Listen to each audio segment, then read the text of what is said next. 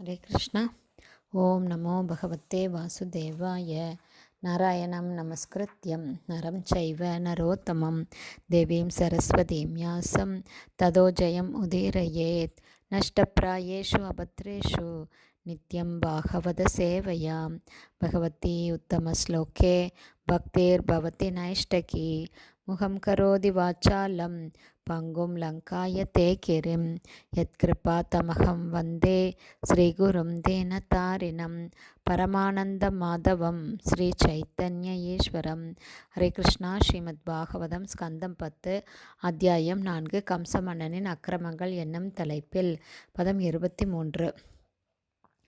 க்ஷமத்வம் மம தௌராத்மியம் சாதவோ தீனவத்சலா இதி உக்த்வாஸ்ரு முக பாதௌ வியாலக ஸ்வஸ்ரோர் அதாக்ரஹீத். Word by word meaning.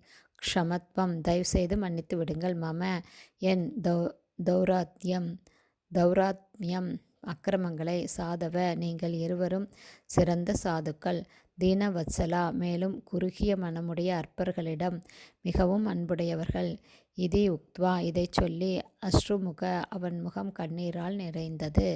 பாதோ பாதங்களை. சியால அவரது மைத்துனரான கம்சன்.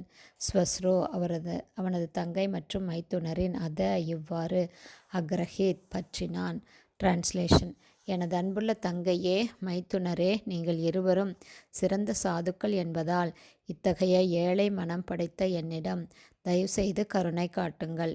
என்னுடைய அக்கிரமங்களை எல்லாம் மன்னித்து அருளுங்கள் என்று மன்றாடிய கம்சன் வருத்தத்துடன் கண்களில் கண்ணீர் ததும்ப தேவகி வசுதேவரின் பாதங்களில் விழுந்தான்.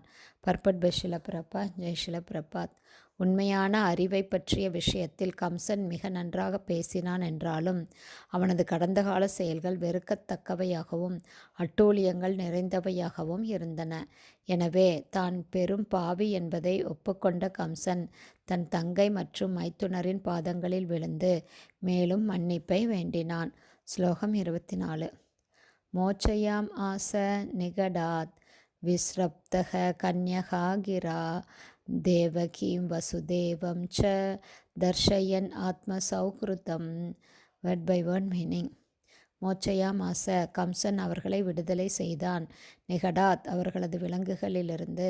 விஸ்ரப்த முழு நம்பிக்கை கொண்டு. கன்யகா கிரா துர்கா தேவியின் வார்த்தைகளில். தேவகி தன் தங்கை தேவகியிடம். வசுதேவம் ச மற்றும் தன் மைத்துனரான வசுதேவரிடம். தர்ஷயன் முழுமையாக காட்டி. ஆத்ம சௌஹிருதம் அவனது குடும்ப உறவை. டிரான்ஸ்லேஷன்.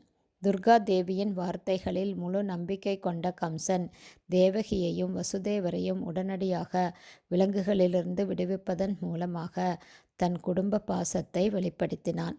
ஹரே கிருஷ்ணா. ஸ்ரீமத் பாகவதம் ஸ்கந்தம் 10 அத்தியாயம் 4 கம்ச மன்னனின் அக்கிரமங்கள் என்னும் தலைப்பில் பதங்கள் 23, 24 ஸ்ரீல பக்திவேதாந்த சுவாமி பிரபுபாதாவின் விளக்க உரை இத்துடன் நிறைவடைந்தது. ஹரி போல்.